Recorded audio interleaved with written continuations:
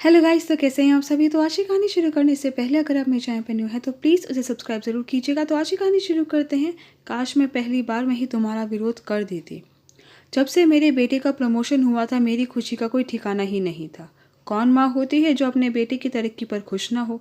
दूसरा, मेरे बेटे ने कहा था, मम्मी जब मेरा प्रमोशन होगा तो मैं आपको स्विट्ज़रलैंड घुमा कर लाऊंगा, क्योंकि मेरा बहुत सालों से ही सपना था कि बेटा, बहू, पोते, मेरे पति अरुण और मैं रिद्धिमा सब घूमने जाएं। पर जाने से 2 दिन पहले ही अचानक एकदम मुझे चक्कर आ गया और मैं बेहोश हो गई। डॉक्टर को दिखाया तो उन्होंने कहा इनके शरीर में कई बीमारियां घर कर चुकी हैं और इनके पास ज़्यादा समय नहीं है। मैं बिस्तर पर लेटी थी। मेरे पति बोले, रिद्धिमा आंखें बंद करके सोने की कोशिश करो। आज पहली बार उनके हाथ की छुअन में अपनापन महसूस हुआ था। इसी अपनेपन के लिए मैं उम्र भर तरसती रही। क्या सचमुच इन्हें मेरे जाने का दुख हो रहा था या फिर पश्चाताप था? इन्होंने जो मेरे साथ व्यवहार किया था, इस बात का दुख हो रहा था, या उन्हें दुख हो रहा था कि मेरे चले जाने के बाद उस आराम के समाप्त हो जाने का जो इन्हें सहजता से प्राप्त हो जाता था, जिसके वे आदी हो चुके थे। गर्म खाना, धुले प्रेस किए हुए कपड़े और हर वह सुविधा जो पति अपनी पत्नी से अधिकारपूर्वक प्राप्त करता है। किसी के मन में क्या चल रहा है कुछ कहा नहीं जा सकता। अरुण का और मेरा रिश्ता नदी के 2 किनारों की तरह था। जब हमारी शादी हुई थी तो मैं आंखों में सपने सजाए अपने कमरे में उनका इंतज़ार कर रही थी, पर वह बहुत देर से आए और यह कहकर कि मम्मी पापा ने यह शादी मेरी मर्जी के खिलाफ करी है, मैं किसी और को पसंद करता था, मुंह फेर कर सो जाते हैं। मैं पूरी रात रोती रही। फिर मैंने अपने मन को समझाकर उनका पूरे तन मन से ख्याल रखती कि कभी न कभी तो उनका हृदय परिवर्तन होगा। पर मेरी उपेक्षा करना तो उनका स्वभाव बन गया। वह मुझे कभी भी नीचा दिखाने में नहीं हिचकते थे।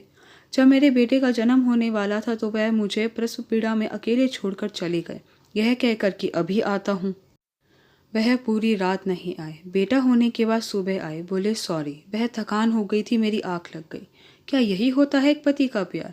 अब मैंने अपने आप को अपने बेटे की परवरिश में लगा दिया।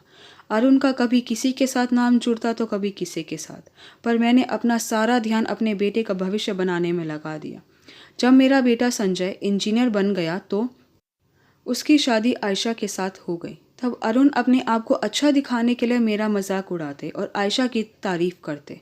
एक दिन संजय जब आयशा घर पर नहीं होती तो अपने पापा से कहता है कि पापा, आपको अपनी पत्नी का मान सम्मान प्यारा हो ना हो, पर मुझे मेरी माँ का मान सम्मान बहुत प्यारा है।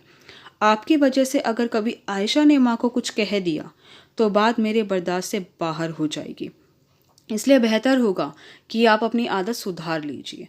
उसके बाद अरुण में बदलाव तो आया, पर अपनेपन का एहसास कभी नहीं हुआ। मेरे मन में शिकायतों का एक जंगल सा उगा हुआ था, जिसके कांटे मुझे लहूलुहान करते रहते थे। मुझे एक किस्सा याद आ गया कि एक बार हम कुतुब मीनार घूमने गए थे। एक अमेरिकन जोड़े ने हमसे लिफ्ट मांगी तो हमने उन्हें एयरपोर्ट तक के लिए लिफ्ट दे दी। तो मेरा बेटा बोला, आपका सामान? तो वह बोले, बस यही बैग है, ज़्यादा बोझ हो तो सफ़र का आनंद नहीं रहता। आज मुझे इसी बात से राहत दिख गई कि पार यात्रा जाने के लिए क्यों नहीं उतार फेंकती इन शिकायतों के बोझ को। आज अगर पूरी उम्र को तराजू में तोलने बैठूं तो इस बात से इनकार नहीं कर सकती कि इंसान अपनी परिस्थितियों के लिए काफ़ी हद तक खुद ही जिम्मेदार होता है। यदि मैं प्रारंभ से ही अरुण के व्यवहार का कड़ा विरोध किया होता तो आज स्थिति कुछ और ही होती। गलत करने वाले के साथ चुपचाप गलत सहने वाला भी जिम्मेदार होता है। जिंदगी में हर व्यक्ति को एक किरदार निभाना होता है। वह उसे कितनी खूबी से निभाता है यह उसके हाथ में होता है। आज जिंदगी की इस राह पर मैं अपनी गलती मानती हूँ। आज इतना हल्का लग रहा है।